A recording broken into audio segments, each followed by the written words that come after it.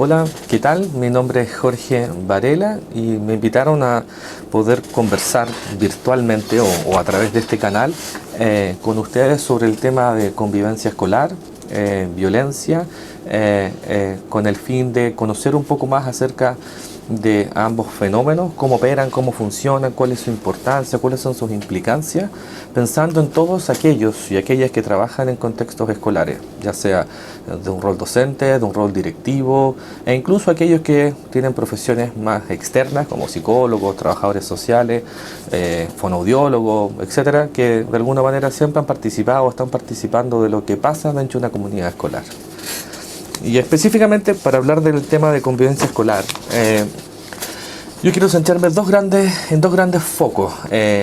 Uno, circunscrito a lo que hace la Agencia de Calidad de la Educación, que es un actor que con las últimas reformas del sistema escolar chileno está cobrando cada vez más importancia, y en particular es un actor público que ha relevado con mucha fuerza el empezar a mirar indicadores que vayan más allá del CIMSE para discutir públicamente lo que entendemos por calidad del sistema escolar. Y en ese sentido considero que es un marco súper interesante de poder revisar, mirar, y vamos a revisar en conjunto cuáles son los planteamientos de la agencia, y voy a tratar de ir haciendo un contrapunto con la pertinencia desde la literatura o desde la investigación con cada uno de los dominios que ellos identifican.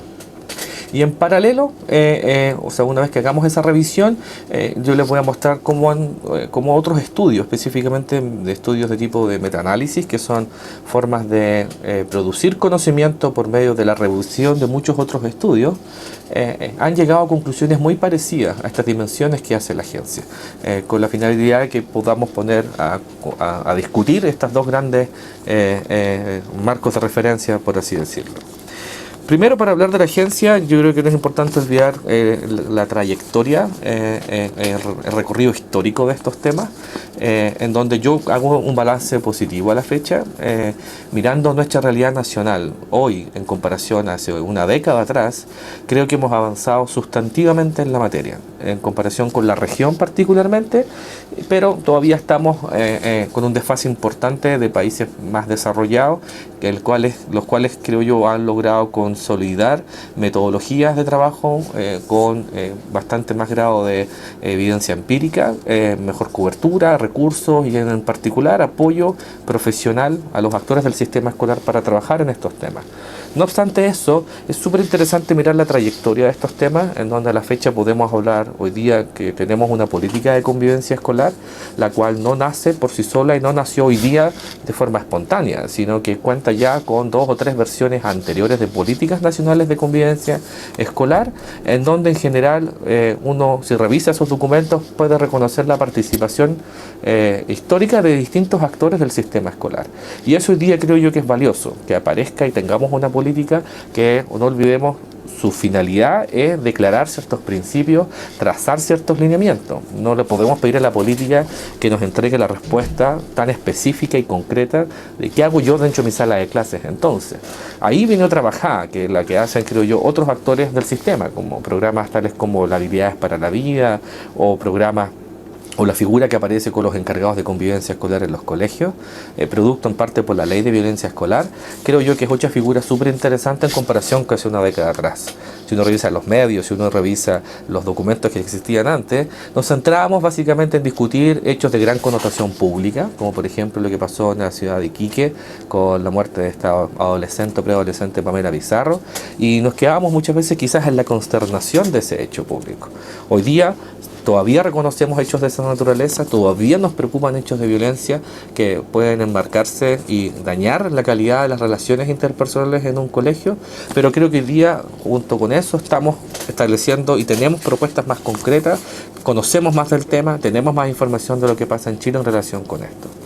Y en ese recorrido yo encuentro súper interesante, si miramos las políticas del Mineduc, si miramos incluso las políticas del Ministerio del Interior, que desde su giro, obviamente ellos están pensando en conductas más de violencia que convivencia, es interesante cómo estos dos recorridos históricos de política se materializan hoy en un actor público que es la Agencia de Calidad de la Educación, que ha levantado la mano y dice, oye, ojo, hemos discutido acerca de calidad del sistema escolar. Es uno de los grandes temas al debe de nuestras reformas del sistema escolar. Avanzamos mucho en los 90 en cobertura, en perfeccionamiento, pero hoy día una de las grandes brechas de nuestro sistema es calidad marcada con equidad, es decir, que no solo algunos tengan acceso a una buena educación, sino que accedamos todos a esa buena educación. Y en ese marco, la agencia hace un trabajo súper interesante, al levantar la mano y decir, oye, ojo, cuando hablemos de calidad, ¿nos vamos a centrar solo en el CIMSE? Desde la propuesta de ellos hablan de que en realidad no, tenemos que hablar de lo que ellos declaran otros indicadores de calidad del sistema, tales como motivación, autoconcepto académico, y hay uno que ellos declaran que ellos llaman clima social escolar. ¿Cómo el clima escolar es definido por la agencia? Primero, fíjense una distinción. Se habla de clima escolar y no de convivencia escolar. ¿Por qué esa diferencia? Es porque gran parte de la literatura anglosajona particularmente, que estudia estos temas, no estudia el concepto de convivencia escolar. Es una traducción sudamericana, básicamente. De hecho, no se escucha mucho en países centroamericanos, en donde ni siquiera tiene una traducción al inglés. En toda la literatura anglo, cuando estudian estos ámbitos, cuando estudian la calidad de las relaciones interpersonales, ellos hablan de clima, o de clima escolar, school climate o just climate, en donde es interesante cómo el lenguaje acá nos va a decir, a ver, ¿es distinto o es igual? La actual política de convivencia escolar hace esa distinción. El clima es un constructo más amplio, la convivencia va a ser una manera o una forma de valorar esas relaciones interpersonales.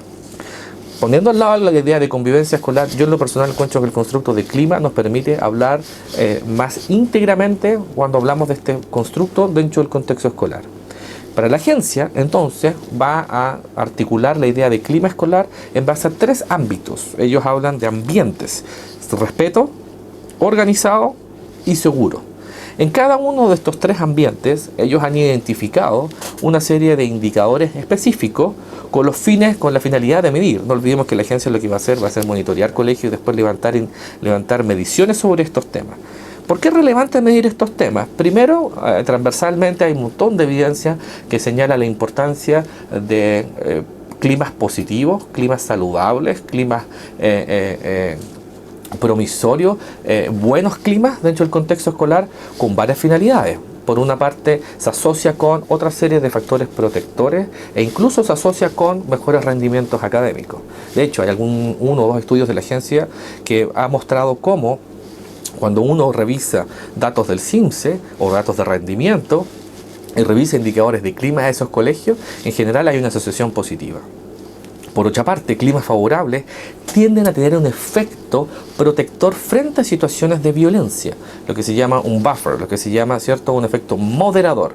Es decir, en aquellos contextos donde, ya sea por variables individuales de los estudiantes, variables de la comunidad, variables del entorno, tienen que lidiar con más fenómenos de violencia, cuando hay un clima positivo dentro de esa comunidad escolar, muchas veces esta logra moderar el efecto negativo y logra en el fondo proteger, disminuir, impedir que esas conductas de violencia se desarrollen. Y en el futuro, si lo pensamos más longitudinalmente o si lo pensamos más evolutivamente, en general su efecto es más positivo en el bienestar de los estudiantes, ya que aprenden en un contexto saludable, aprenden en un contexto de respeto, quienes además logran después moderar esas mismas conductas entre ellos y hipotéticamente en el entorno una vez que egresan. A nivel general hay una serie de elementos positivos del clima. Específicamente, y si miramos las distinciones de la agencia, hay otros correlatos súper interesantes. Dentro del respeto, ellos lo distinguen pensando en lo siguiente: trato de respeto o trato entre los estudiantes y los adultos. ¿A qué se refiere con eso? Si podemos pensar en un polo de violencia-convivencia, el trato de respeto, ¿cierto? Podríamos ver un trato respetuoso, más hechos de violencia, un trato respetuoso, menos hechos de violencia o más respeto por la calidad de las relaciones interpersonales. ¿Por qué es valioso? Porque el trato del respeto lo que está demarcando es la manera en que nosotros decidimos dentro de una comunidad escolar cómo nos vamos a relacionar, especialmente partiendo por los adultos especialmente, quienes tienen el mandato, tienen el desafío de estar siempre modelando estas conductas, pero también de parte de los estudiantes.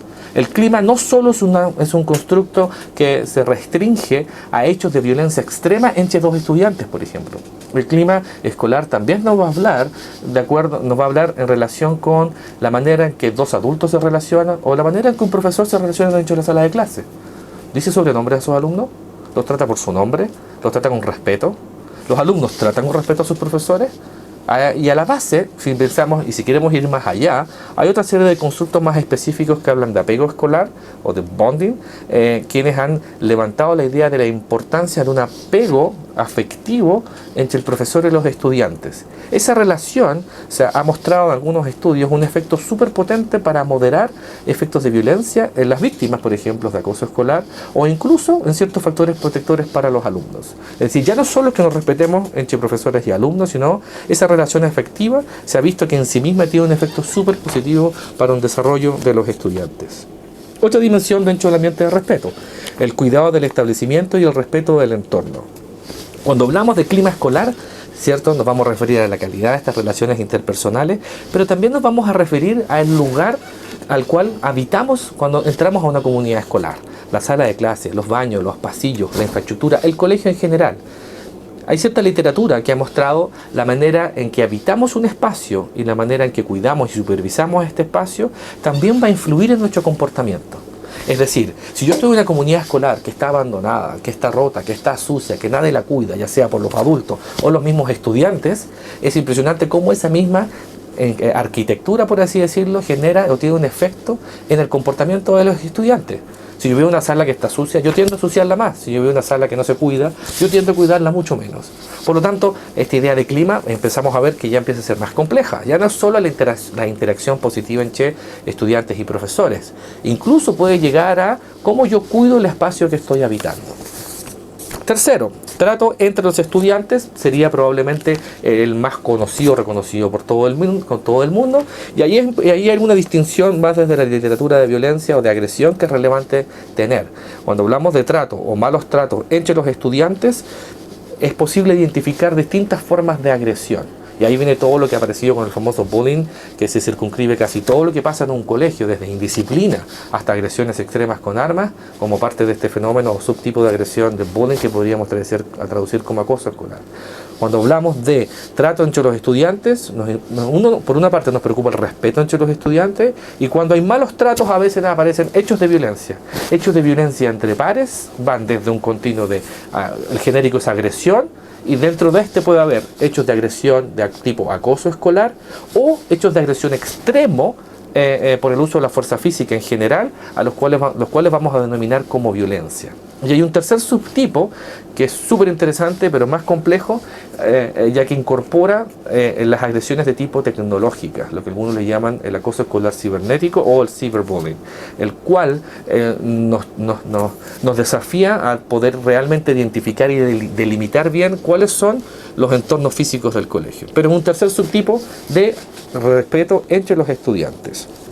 Un cuarto elemento dentro del ambiente del respeto es la inclusión y valoración por la diversidad o la ausencia de discriminación. El mundo de hoy es un mundo diverso, es un mundo que necesita y debe y es valioso que conviva con esa diversidad, y es un aprendizaje para la vida. Nuestro sistema, nuestra sociedad chilena cada vez se está enfrentando cada vez más lo que pasa en países como en Europa, por ejemplo, incluso mismo Estados Unidos, que convive con bastante inmigración y convive con la necesidad o la tensión de aceptar diferencias, aceptar otras culturas, aceptar otras razas, aceptar al otro, ¿cierto?, que es distinto a uno. Si al final del día, ¿quién tiene el derecho de apuntar el dedo, ¿cierto?, a alguien porque es diferente? Aprender a hacer eso es un componente clave del clima escolar. Colegios que son más capaces de convivir con esa diversidad tienen mejores índices de clima.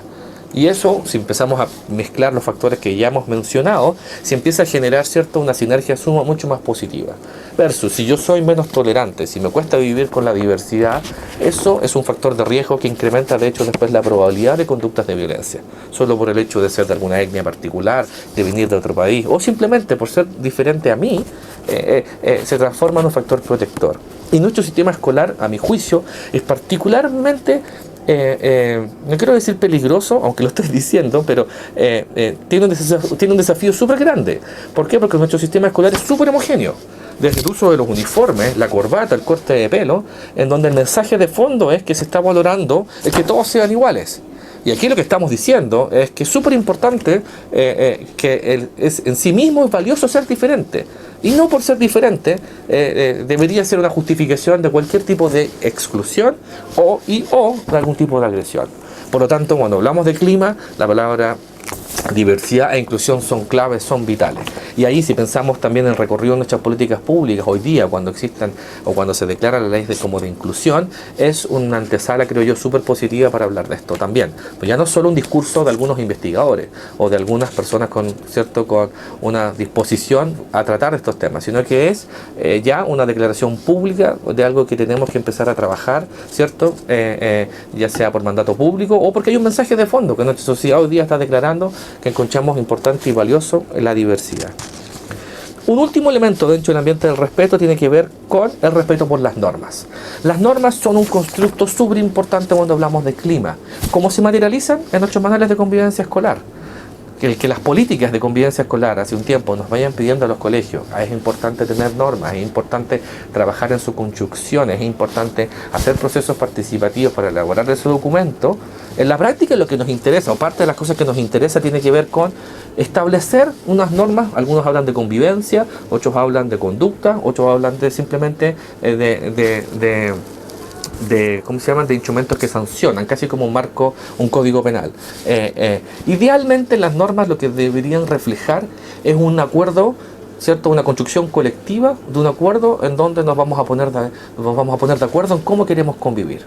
Hay otros investigadores que hacen algunas distinciones súper interesantes, especialmente dentro de la sala de clase, al señalar que es importante sentarse el primer día y preguntarnos todos, ¿qué necesito? ¿Qué necesitamos todos para estar bien en la sala de clase y para aprender, para pasarlo bien, para aprovechar este espacio al máximo? Cuando hacemos esa declaración, lo que estamos en el fondo declarando entre nosotros es cuáles son las normas de convivencia que vamos a declarar entre todos en conjunto, queremos desarrollar, implementar, mantener, reforzar dentro de este espacio. No obstante, ¿qué es lo que pasa con las normas en general? O sea, por una parte, por eso son súper importantes que existan. Son súper importantes que existan y que sean comunicadas, que sean enseñadas y que sean reforzadas. No nos sirve que exista la norma guardada en un libreto, guardada, ¿cierto?, en un cajón, guardada en un armario, si nadie las conoce, si a nadie le importan. ¿Por qué? Porque si es que da lo mismo la norma, si da lo mismo lo que yo haga a un otro, a mí mismo, a un profesor, empieza a dañar no solo el clima, sino que empieza a perder fuerza esta idea de este acuerdo colectivo. Porque el mensaje de fondo es, entonces da lo mismo, po. Da lo mismo si a un alumno, ¿cierto?, lo humillan o lo ofenden por su sobrepeso. Si el profe incluso encuentra divertido que pase eso cuando pasa dentro de la sala de clase, ¿cuál es el mensaje de fondo? Si es que no se respetan esas normas, lo que estamos haciendo es quitándole el piso a esa metodología, y teóricamente es una muy mala movida, porque en el fondo, al final del día, estamos declarando que da lo mismo la manera en que decidamos convivir en conjunto. El desafío, sin embargo, tiene que ver con cómo yo comunico y cómo yo enseño la norma, porque la norma por sí sola, la norma por sí misma, no va a hacer gran diferencia. Lo que necesitamos es no solo su construcción, sino después su enseñanza. Y hay metodologías específicas que han trabajado en cómo comunicar e enseñar lo que algunos llaman, por ejemplo, las expectativas positivas de conducta, y cómo se enseñan, cómo se educan. O sea, metodologías para eso, créanme que hay montones. De hecho, para todo lo que estamos hablando ahora, hay un montón de metodologías que están en general de libre acceso por medio de libros o por medio de internet. Estos elementos es lo que la agencia engloba como ambiente de respeto. Un segundo ambiente es el ambiente que ellos llaman organizado. Aparece de nuevo el tema de las normas, que ya lo dijimos. Aparece lo que ya dije hace un rato, promoción y enseñanza de las normas. Un ambiente organizado es aquel que enseña esas normas de convivencia, que las educa, las entrena, las refuerza, pero es que se fueron de vacaciones y se les olvidó todo. Se les va a olvidar todo después de cada fin de semana largo. Y va a pasar todos los semestres y va a pasar todos los años. Colegios que tienen, ¿cierto?, una buena convivencia son aquellos que asuman este trabajo de manera permanente.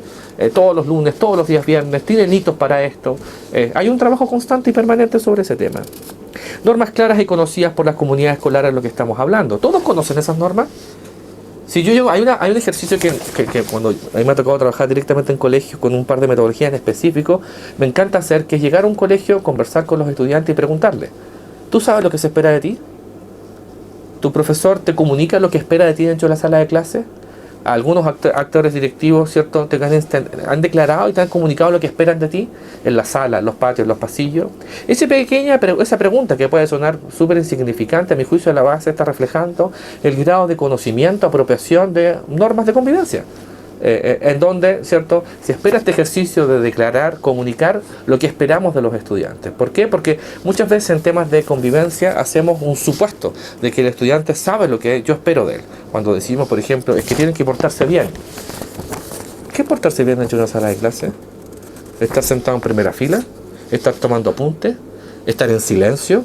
Hay muchos modelos educativos que lo que dicen que esperan que el alumno participe activamente. De hecho, teóricamente, en vez de estar en silencio, lo que muchas veces necesitamos es que el estudiante esté participando activamente. Hoy día hay metodologías que cambian el currículum en base a elaboración de proyectos. Que ya no es estar sentado recibiendo contenido, sino que en conjunto vamos a armar un proyecto, vamos a investigar, nos vamos a movilizar. ¿Cuál es de esas dos figuras entonces la que refleja mejor la norma de portarse bien? Ese es el ejercicio que hay que hacer. Ese vacío que queda, esa paradoja, entre comillas, es la que a mi juicio es importante resolver dentro de la comunidad escolar. Actitud frente a la transgresión de las normas. Es súper importante. Si bien es cierto, antiguamente la norma es vista solamente como la sanción, y el problema que muchas veces tienen las normas, que básicamente son una prohibición de conductas, ojo, a mi juicio la importancia de la norma es que esté centrada en lo que sí esperamos de los estudiantes, pero ojo, también tiene que haber una consecuencia y también tiene que haber un componente que señale que algo pasa frente a la transgresión de esas normas, sobre todo con niños en desarrollo. Ellos necesitan ese encuadre. Y eso no quiere decir que uno es menos cercano, que uno es menos cariñoso, que hay menos apego. Al contrario, el hacer esa cierta delimitación lo que está logrando es establecer un encuadre necesario para niños, niñas y adolescentes, sobre todo en formación. Y por otra parte, cuando hay hechos graves de agresión, es un mensaje súper potente. Lo que ha pasado muchas veces en nuestro sistema escolar, y de hecho fue una de las antesalas de la ley de violencia escolar, o al menos por la cual yo estoy de acuerdo que exista esa ley, tiene que ver con la protección de las víctimas de fenómenos de acoso escolar, ya que muchas veces lo que pasaba, y ha pasado en muchos colegios, es que se terminan yendo las víctimas de agresión, y no los victimarios. Ojo, tampoco estamos apostando por la expulsión de los victimarios, pero sí es necesario, ¿cierto?, que pase algo, que haya una consecuencia, y el que haya una consecuencia nos abre también una serie de oportunidades de intervención. Por ejemplo, el mundo de justicia juvenil tiene todo un trabajo súper interesante, más en la experiencia comparada que nacional, pero hay discusiones interesantes también a nivel nacional que se llaman justicia restaurativa.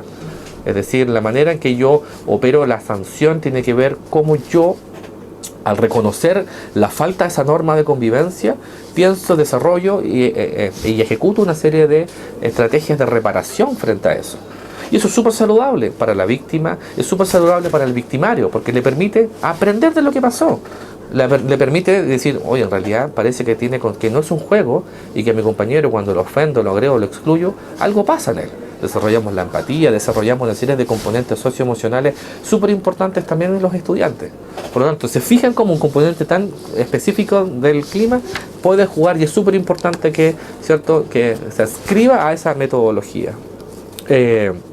Percepción de justicia en relación a la aplicación de las normas y mecanismos de acción frente a la violencia y el acoso escolar sería el mismo que ya mencionamos. Y la percepción de justicia es un componente súper interesante. Ojo, estamos todavía en el ambiente organizado. Es súper interesante pensándolo evolutivamente.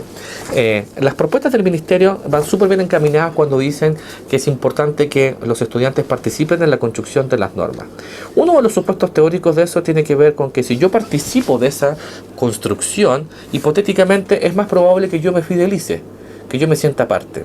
Una segunda manera de entenderlo es que ya no se trata de un acuerdo que yo hago con el manual o que hago contigo como institución abstracta, sino que es un acuerdo colectivo. Es un acuerdo que estamos haciendo entre todos nosotros. Por lo tanto, cuando yo transgredo eso, le estoy faltando no al documento, no al abstracto, le estoy faltando a nuestro mismo colectivo. Cuando transgredo esa definición que hicimos como grupo. Por lo tanto, la percepción de justicia frente a eso es súper importante.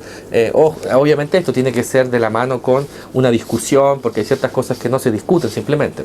No sé, pues llevar armas al colegio, llevar un tip-top. Hay ciertas cosas en las cuales hay un margen mucho más reducido, ¿cierto?, de discutirlo. Pero sí creo que es importante que los estudiantes se sientan partícipes de eso. Porque a diferencia de la escuela antigua, en la cual a uno llegaba a un colegio y le decían, estas son las normas y tienes que acatar, y uno bajaba la cabeza, ¿cierto?, decía que sí. Hoy día esa figura no es tan así. ¿Cómo yo incorporo, sobre todo a los más adolescentes, en la construcción de esto? Y el fondo, ¿cuál es? Que la norma haga sentido. Si la norma no hace sentido, sobre todo para los adolescentes, es más difícil que la siga. Y a mi juicio, nos cuestiona a todos como sistema, ¿cuál es el sentido de esa norma? si no me siento interpretado por ella. Un tercer ambiente, imagínense todo lo que ya ha hecho la agencia, imagínense la cantidad de información que podemos trabajar, identificar, y la gracia de esto, creo yo, lo que va a hacer la agencia es que les va a llegar información diagnóstica de todo lo que les estoy hablando, o sea, a nivel de las normas, a nivel de lo que plantea la agencia. Lo que yo he hecho es el contrapunto teórico de la pertinencia de estos elementos de las normas. Un tercer elemento es el ambiente seguro, probablemente el que más conversa con el fenómeno de violencia propiamente tal. A la base, la sensación de seguridad es vital para el bienestar de un estudiante dentro de un colegio. Quizás en nuestra realidad nacional, que estamos lejanos a países con muchas mayores tasas de victimización. Chile es una verdad, nuestros índices de victimización son parecidos a países europeos o incluso a Estados Unidos, a nivel global, a nivel país. Somos un país sumamente seguro en comparación con otras latitudes, donde efectivamente el constructo de seguridad es una variable súper relevante, porque llega a traspasar las paredes de las comunidades escolares y a veces los mismos alumnos no se sienten seguros dentro del colegio. El sentirse seguro dentro del espacio del colegio no solo es una cuestión de derechos, que debería serlo, sino que al mismo tiempo se transforma en un componente básico para sentirse tranquilo y para poder tener un desarrollo socioemocional integral, saludable, óptimo dentro de ese espacio escolar. ¿Qué atenta contra esa sensación de seguridad? Las variables que más se miran tienen que ver con los hechos de violencia o de agresión entre pares. Por ejemplo, ¿qué pasa si hay situaciones de acoso escolar? Por ejemplo, ¿qué pasa o cuáles son los mecanismos de prevención frente a situaciones de agresión o de violencia o de acoso? ¿Cuál es la actitud frente a la violencia y el acoso? Que son los distintos indicadores que mira la agencia. ¿Por qué es relevante la actitud frente a los hechos de violencia? Es súper importante porque parte de los que estudian estos temas son un grupo de investigadores que vienen de la psicología social, han mostrado cómo las actitudes hacia las conductas de violencia son predictores súper significativos de hechos de violencia. Es decir, cuando conversamos con estudiantes cuáles son sus creencias asociadas a los hechos de violencia, como por ejemplo, los hombres no lloran, como por ejemplo, para ser hombrecito hay que defenderse, como por ejemplo, ¿cierto? El que tiene un estatus más grande es aquel que es el más violento, el choro, el matón, si ponemos una nomenclatura entre comillas más canera, lo que declaramos en el fondo, ¿cierto? O empezamos a relevar o identificar cuáles son nuestras actitudes hacia las conductas de violencia. ¿Son favorables? ¿Son de mayor tolerancia? ¿Son de mayor permisividad? No, pues él tenía que defenderse. Si los hombres acá, a los hombres, ¿cierto? Para ser un verdadero hombre hay que ser súper violento. Y son elementos de la cultura latina muchas veces que se transforman en un verdadero factor de riesgo para nuestra convivencia escolar. Son actitudes que si uno mira en el entorno, ¿qué es lo que tiene un mayor estatus? Aquel tipo que adelanta al resto por una tercera fila, aquel tipo, ¿cierto?, que es más choro porque logra poner el pie encima de un otro. Tenemos una amenaza gigantesca en la sociedad. El mecanismo a la base es un factor de riesgo gigantesco. Si yo tengo actitudes favorables hacia la violencia, por ejemplo, violencia de género, por ejemplo, ¿cierto? Todo lo que hoy día discutimos en relación a las agresiones en las relaciones de pareja, que a la base también tienen muchas creencias que lo que hacen es que validan situaciones de violencia o de agresión y que esto después se transforma en un factor de riesgo gigantesco. Hay algunos programas súper exitosos en el mundo, por ejemplo el Delvels en Noruega y en otras partes, y que se expandió a otras partes del mundo, que a mí me encanta una declaración que hace ese programa en su punto de partida, el cual señala, acá declaramos tener una actitud de completa intolerancia frente a las situaciones de abuso. ¿Qué le da derecho a alguien de abusar de otra persona? ¿Qué le da derecho a un estudiante de humillar a un estudiante que está al lado? ¿Qué le da derecho a un profesor de tratar con un sobrenombre a un alumno? ¿Qué le da derecho a un apoderado ir a increpar a otro profesor? ¿Quién tiene el derecho de hacer eso?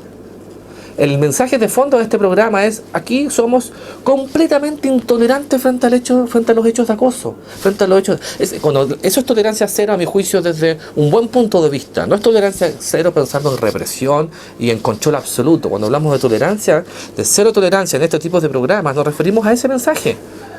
¿Cuál es el problema con ser diferente? ¿Cuál es el problema con tener una orientación sexual distinta a la tuya? ese mensaje de intolerancia frente a esas, ¿cierto? A esas situaciones de abuso se ha visto que es un factor súper importante para prevenir situaciones de maltrato y de violencia, especialmente entre pares. ¿Cuál es el mecanismo a la base? ¿Cuáles son mis actitudes favorables o desfavorables? En lo que hace la agencia, eso va a estar dentro de un ambiente seguro, ¿cierto? Y que ya traté de hacer como el continuo hacia atrás, a que tributa esa distinción.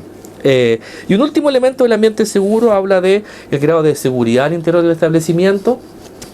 No creo que tenga nada más que decir en relación con eso, salvo quizás mirar accidentes escolares o cosas más tradicionales del concepto de seguridad, más allá del otro concepto que hablo yo, ¿cierto?, de agresión o de violencia.